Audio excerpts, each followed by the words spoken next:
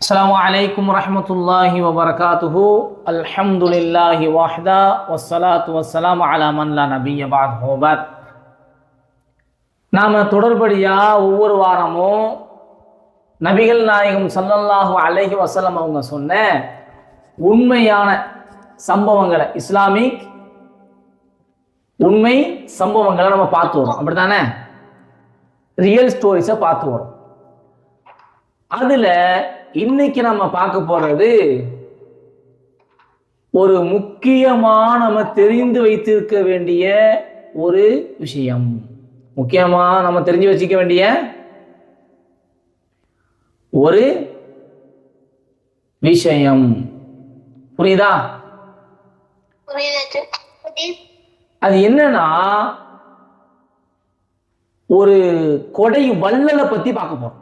யாரை பத்தி பார்க்க போறோம்? கொடை வள்ளல்னா யாரு?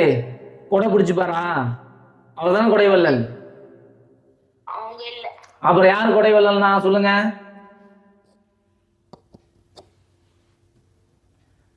யாருக்கு தெரியும் கொடை வள்ளல்னா யாருன்னு? கொடை வள்ளல்னா என்னன்னு யாருக்கு தெரியும்?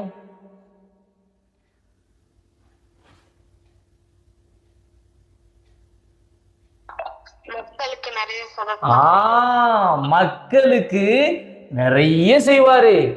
அவங்களுக்கு நிறைய உதவி செய்வாரு. காசு கொடுத்து உதவி செய்வாரு, ட்ரெஸ் வாங்கி கொடுத்து உதவி செய்வாரு, சாப்பாடு வாங்கி கொடுத்து உதவி செய்வார். இப்படி மக்களுக்கு தன்னிட இருக்கக்கூடிய பொருளாதாரத்தை அவர் கொடுத்துக்கிட்டே இருப்பார். அவர் தான் யாரு? கொடை வள்ளல். அப்படி செய்யறவங்களுக்கு நன்மை கிடைக்குமா கிடைக்காதா? நிறைய நன்மை கிடைக்கும். எவ்வளவு நன்மை கிடைக்கும்? நிறைய கிடைக்கும். அப்படிப்பட்ட ஒரு கொடை வள்ளலாக இருக்கக்கூடிய அப்துல்லா அபு ஜுதான் அப்படிங்கிறவ பற்றி தான் பார்க்க போறோம். பேர் என்ன? ஒரு பேரு அப்துல்லா அபு ஜுதான். சரியா? ஜுதான் அவர் பேர் என்ன? அப்துல்லா அபு ஜுதான் அப்படிதான் அவருடைய பேர். சரி, இந்த பேரெல்லாம் ஞாபகம் வச்சுக்கிடுங்க. இவர் பெரிய கொடைவள்ளல், மக்களுக்கு கொடுத்துக்கிட்டே இருப்பார். இவருடைய ஒரு சுருக்கமான ஒரு வரலாறு தான் பார்க்க போறோம். சுருக்கமான ஒரு இன்ட்ரெஸ்டா சுவாரஸ்யமான ஒரு வரலாறு, சின்ன ஒரு குட்டி கதை. என்ன அப்படின்னு பார்த்தீங்கன்னா, இப்போ அபு ஜுதான் இருக்கார்ல, கொடைவள்ளல் அபு ஜுதான், அவரு பனு தமீம் குலத்தை சார்ந்த ஒரு மக்காவாசி. பனு தமீம்னு ஒரு குலம் இருக்கு மக்கால. இருக்கிறப்ப ஒவ்வொரு அவங்களுடைய கோத்திரம், குலம் கோத்திரம் சொல்லுவாங்க, அந்தந்த மக்களை சார்ந்தவர்கள். அப்ப இந்த அபு ஜுதான் யாருன்னா, பனு தமீம் குலத்தை சார்ந்த ஒரு மக்காவாசி. பனு தமீம் குலத்தை சார்ந்த ஒரு மக்காவாசி. எந்த ஒருவர்? மக்கா. சரியா? அந்த குலத்திலேயே, அந்த குரூப்லயே இவர் தான் பெரிய செல்வந்தர், பெரிய பணக்காரர். யார் இவரு? பெரிய பணக்காரர். அவருடைய வீட்டுல எப்ப பார்த்தாலும் விருந்தாளி இருந்துகிட்டே இருப்பாங்க. நம்ம டெய்லி விருந்தாளிக்கு சாப்பாடு கொடுக்க முடியுமா? ஒரு நாள் கொடுக்கலாம், 2 நாள் கொடுக்கலாம். வருஷம் முழுக்க சாப்பாடு கொடுத்தோம்னா நமக்கு பொருளாதாரம் வேணும்ல. பொருளாதாரம் வேணுமா வேணாமா? அவரு எப்ப பார்த்தாலும் ஒரு வீட்டுல யார் இருப்பாங்கன்னா விருந்தாளி இருந்துகிட்டே இருப்பாங்க. ஒருத்தர் வர்றது, இன்னொருத்தர் போறது, ஒருத்தர் வர்றது, இன்னொருத்தர் போறதுன்னு அவர் வீட்டுல கெஸ்ட் என்ன செய்வாங்க? இருந்துகிட்டே இருப்பாங்க. இருந்துகிட்டே இருப்பாங்க. அங்குள்ள ஏழைகளுக்கு நிறைய தான தர்மம் செய்வார். ஏழைகளுக்கு என்ன செய்வாரு? நிறைய தான தர்மம் செய்வார். எல்லாத்துக்கும் கொடுத்து உதவார். எல்லாருக்கும் கொடுத்து உதவார். அது மட்டும் இல்ல, இன்னொரு விஷயம் என்னன்னா, அவரு ஆடு, மாடு, ஒட்டகம் இதையெல்லாம் அறுத்து, என்னது, ஆடு, மாடு, ஒட்டகம் இதையெல்லாம் அறுத்து என்ன செய்வார்னா, யாருக்கெல்லாம் இறைச்சி வேணுமோ, யாருக்கெல்லாம் இறைச்சி வேணுமோ. இன்னைக்கு நம்ம ஊர்ல இறைச்சி ரொம்ப அதிகமாக காசு விக்குது. வாங்குறதுக்கு என்ன செய்வோம், டெய்லி இறைச்சி வாங்கி நம்ம ஆக்க முடியுமா? போய் உங்க வீட்டுல போய் வாப்பாட்ட மாட்டேன், மா எனக்கு டெய்லி எனக்கு இறைச்சி வேணுமா, டெய்லி எனக்கு ஒட்டக கறி கொடுமா, டெய்லி எனக்கு வந்து ஆட்டுக்கறி கொடுமா, டெய்லி எனக்கு மாட்டுக்கறி கொடுமா, என்ன செய்வாங்க, ஒரு கம்பை எடுத்து ஒரே அடி உழுவுமா உழுவாதா? டெய்லி நம்ம இறைச்சி வாங்கி சாப்பிட முடியுமா? 9,000 ரூபாய் விக்குது, காசு ரொம்ப விக்குது. எப்பயாச்சும் ஞாயிற்றுக்கிழமை வெள்ளிக்கிழமை மாசத்துல ஒரு தடவை எப்பயாச்சும் தான் வாங்கி சாப்பிட முடியும். இவர் என்ன செய்வார்னா ஆடு மாடு ஒட்டகம் இந்த மாதிரி எல்லாம் அறுத்து இறைச்சி என்ன செய்ய இறைச்சி எடுத்து வச்சுக்கிட்டு என்ன செய்வார்னா, யாருக்கெல்லாம் இறைச்சி வேணுமோ, யாருக்கெல்லாம் கொழுப்பு வேணுமோ, யாருக்கெல்லாம் இறைச்சி வேணுமோ, யாருக்கெல்லாம் கொழுப்பு வேணுமோ அவங்க அபூ ஜுதுஆனுடைய வீட்டுல வந்து நீங்க வாங்கிக்கலாம் அப்படின்னு அறிவிப்பு செய்வாராம். ஃப்ரீயா வாங்கிட்டு போலாம். உங்களுக்கு இறைச்சி வேணுமா, அபூ ஜுதுஆன் வீட்டுக்கு வாங்க, உங்களுக்கு இறைச்சி ரெடியா இருக்கு. உங்களுக்கு மாட்டுக்கறி வேணுமா, அபூ ஜுதுஆன் வீட்டுக்கு வாங்க, உங்களுக்கு மாட்டுக்கறி இருக்குது, ஆட்டுக்கறி இருக்குது, ஒட்டகம் இருக்குது, யாருக்கெல்லாம் என்ன வேணும் வாங்க நான் தர்றேன் அப்படின்னு ஆடு மாடு ஒட்டகம் எல்லாத்தையும் அறுத்து என்ன செய்வாராம், யாருக்கெல்லாம் வேணுமோ அவருக்கெல்லாம் என்ன செய்வாரு, வேணுங்கிறவங்க எடுத்துட்டு போங்க எடுத்துட்டு போங்க எடுத்துட்டு போன்னு கொடுப்பாரு. இப்படி யாராச்சும் கொடுக்க முடியுமா? யாராச்சும் அறிவிப்பு செய்வாங்களா? நினைச்சு பாருங்க. இன்னைக்கு நீங்க ஒண்ணுமே இல்லை, ரோட்ல போயிட்டு எங்க வீட்டுல இன்னைக்கு ஆடு மாடு ஒட்டகம் எல்லாம் அறுக்கிறோம், யார் யார் இருக்கிறோமோ வந்து ஃப்ரீயா வாங்கிட்டு போங்கன்னு சொல்லுங்க, வீடே இருக்காது, காலி பண்ணிடுவாங்க. என்ன இருக்காது, வீடே இருக்காது, வீட்டுக்குள்ள பூந்து எல்லாமே அவ்வளவுதான். அப்போ அப்போ எவ்வளவு பெரிய உதவி செஞ்சிருக்கிறாரு, எவ்வளவு பெரிய உதவி செஞ்சிருக்காரு இல்லையா? சரி, அது மட்டும் கிடையாது. இன்னொரு விஷயம் என்னன்னா, பசரா அப்படின்னு ஒரு நாடு இருக்கு. அப்போ சிரியா, இந்த பசரா சிரியா போன்ற நாடுகள்ல இவருடைய ஃப்ரெண்ட்ஸ் இருப்பாங்க. இவருடைய ஃப்ரெண்ட்ஸ், இப்ப நம்ம ஃப்ரெண்ட்ஸ் எல்லாம் வேற வேற நாட்டுல இருக்கிறாங்க, வேற வேற ஊர்ல இருப்பாங்க இல்லையா? இப்ப நிறைய பேர் துபாயில இருப்பீங்க, உங்க ஃப்ரெண்ட்ஸ் இந்தியாவில் இருக்காங்களா இல்லையா? அந்த மாதிரி இருப்பாங்க. அந்த மாதிரி இவருடைய ஃப்ரெண்ட்ஸ் பசராவில், அதே மாதிரி சிரியாவில், இந்த மாதிரி நாடுகள்லாம் இவருடைய ஃப்ரெண்ட்ஸ் இருப்பாங்க. அந்த ஏழை ஃப்ரெண்ட்ஸ் இருப்பாங்க. என்ன ஃப்ரெண்ட்ஸ்னா ஏழை ஃப்ரெண்ட்ஸ், ரொம்ப ஏழையா இருக்கக்கூடிய ஃப்ரெண்ட்ஸ் இருப்பாங்க. அவங்களுக்கு என்ன செய்வார்னா, இவர் தான தர்மம் அவங்களுக்கும் செய்வார். தானியங்களை கொண்டு போய் நண்பர்களுக்கு கொடுத்துட்டு வருவார். தானியங்களை கொண்டு போய் நண்பர்களுக்கு போய் கொடுத்துட்டு வருவார். வெளியூர்ல வெளிநாட்டில் இருக்கிற ஃப்ரெண்ட்ஸுக்கெல்லாம் போய் உதவி செய்வார். இப்படி ஒரு மனுஷனை பார்க்க முடியுமா? எங்கேயாச்சும் கேள்விப்பட்டிருக்கீங்களா? பக்கத்துல இருக்கக்கூடிய வீட்டுக்கு கொடுக்கறதுக்கு இன்னைக்கு என்ன செய்யறாங்க, யோசிக்கிறாங்க. ஆனா இவர் தான் ஊருக்கு கொடுக்கறது இல்லாம, தன்னுடைய மக்களுக்கு கொடுக்கறது இல்லாம, வெளியூர்ல இருக்கக்கூடிய தன்னுடைய ஏழையா இருக்கக்கூடிய ஃப்ரெண்ட்ஸுக்கு கூட கொண்டு போய் தானியங்கள் என்ன செய்யறாரு, கொடுத்துட்டு வருவார். அந்த சமுதாயத்துல இப்படி ஒரு மனுஷரை பார்க்கறதே ஆச்சரியம். இப்படி ஒரு மனுஷரை பார்க்கறதே ரொம்ப ஆச்சரியம். இப்ப எப்படி ஒரு மனுஷனை பார்க்க முடியுமா? அப்போ இருந்தார். யார் அவரு? அபூ ஜுதுஆன். என்ன? அபூ ஜுதுஆன். இவருக்கு இவருடைய சமுதாயத்துல எல்லாரும் குடிப்பாங்க, தவறு செய்வாங்க. ஆனா இவர் தனக்குத்தானே அந்த குடிப்பாங்கன்னா அந்த மது குடிக்கிறாங்களா இல்லையா, மது, அது ஹராமா ஹலாலா?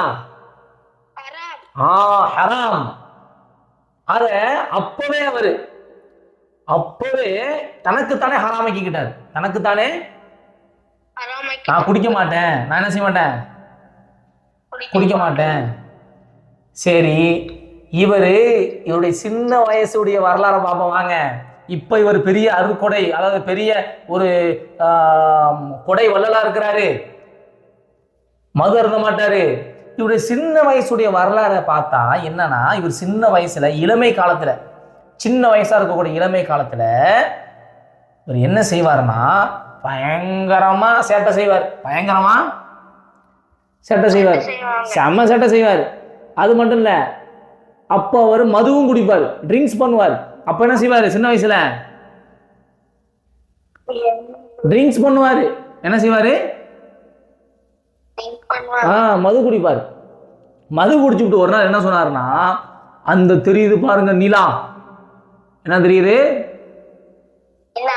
இவரு மது குடிச்சிட்டாரு. மது குடிச்சிட்டு சொல்றாரு, அங்க தெரியுது பாருங்க நிலா, அந்த நிலாவை நான் புடிச்சு கொண்டு வந்து அதை வெளிச்சத்தை உங்களுக்கு நான் காமிக்க போறேன் அப்படிங்கிறாரு.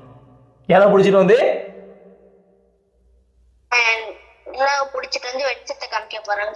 நிலாவை பிடிக்க முடியுமா?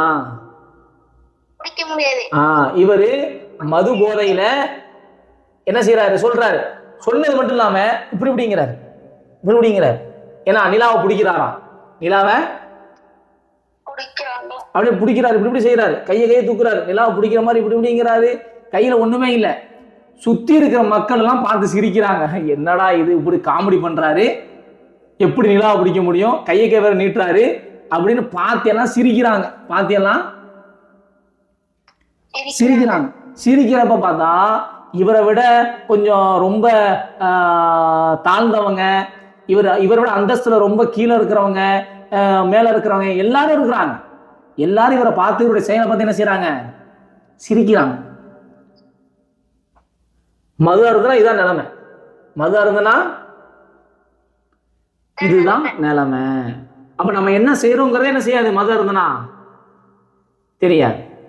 இப்ப மது அருந்துனா எல்லாருமே என்ன செய்வாங்க? நம்மளை பார்த்து சிரிப்பாங்க. உண்மைதானே? இப்போ இவருக்கு ரோஷம் வந்துடுச்சு. என்ன வந்துருச்சு? ரோஷம் வந்துடுச்சு. இனிமே நான் மது குடிக்கவே மாட்டேன். இனிமே நான் அப்ப விட்டவர் தான். என்ன பார்த்து எல்லாரும் கேலி கிண்டலா சிரிக்கிறாங்க. நான் ஏன் மது குடிக்கணும்? இதனாலதானே என்னை பார்த்து சிரிக்கிறாங்க, இதனாலதானே எனக்கு கேவலமா இருக்கு. நான் இனிமே என்ன செய்ய மாட்டேன்? மது குடிக்கவே மாட்டேன். மது என்ன செய்ய மாட்டேன்? குடிக்கவே மாட்டேன்னு சொன்னேன். சரியா? அதோட அடியோட நிப்பாட்டிட்டார். சுத்தமா என்ன செய்யல, அவர் மது குடிக்கிறதையே விட்டுட்டார். இது சின்ன வயசுல நடந்தது. நபி ஸல்லல்லாஹு அலைஹி வஸல்லம் அவர்களுக்கு இவரை நல்லாவே தெரியும். இவரை நல்லாவே தெரியும். ஏன்னா இவர் குறைஷிகளுக்கும், இவர் குறைஷின்னு ஒரு கூட்டம் இருக்கு, குறைஷின்னு ஒரு கூட்டம் இருக்கு. சரியா? மக்காவில் குறைஷிகளுக்கும் பனு ஐலான் அப்படிங்கிற அந்த சமுதாயத்திற்கும் நடந்த ஒரு போர் நடக்குது. யாருக்கு? குறைஷிகளுக்கும் பனு ஐலான் அப்படிங்கிற ஒரு கோத்திரத்துக்கு என்ன நடக்குது? போர் நடக்குது, ஒரு சண்டை நடக்குது. அந்த போருக்கு ஹர்புல் புஜ்ஜார் அப்படின்னு பேரு. ஹர்புல் புஜ்ஜார். அந்த போருடைய பேர் என்ன? ஹர்புல் புஜ்ஜார் அப்படின்னு ஒரு பேர் இருக்கு. சரியா? அந்த போர்ல ஒரு படை பிரிவினருடைய தளபதியாக இருந்தார் இவர். ஒரு படை பிரிவினருக்கு என்னவா இருந்தார் இவரு? ஒரு படைக்கு ஹெட்டா இருந்தார், தளபதியா இருக்காரு. அவர் தான் அதை வழி நடத்துவார் அந்த போர்ல, ஹர்புல் புஜ்ஜார் அப்படிங்கிற போர்ல. இந்த போர் எதனால வந்துச்சுன்னா, அரபியர்கள் இருக்காங்க இல்லையா, அவங்களுடைய நடத்தையில ரொம்ப அட்டூழியம், ரொம்ப அநியாயம் ரொம்ப பண்ணாங்க, ரொம்ப கொடுமை பண்ணாங்க. இதனால அந்த அட்டூழியங்காலும் அந்த கொடுமையாலும் அவர்கள் செய்த நிறைய கொலைகளாலும் இந்த போர் இந்த பேர் வச்சாங்க. அந்த போருக்கு இந்த பேர் வச்சாங்க. என்ன பேர் வச்சாங்க? ஹர்புல் புஜ்ஜார். புரியுதா?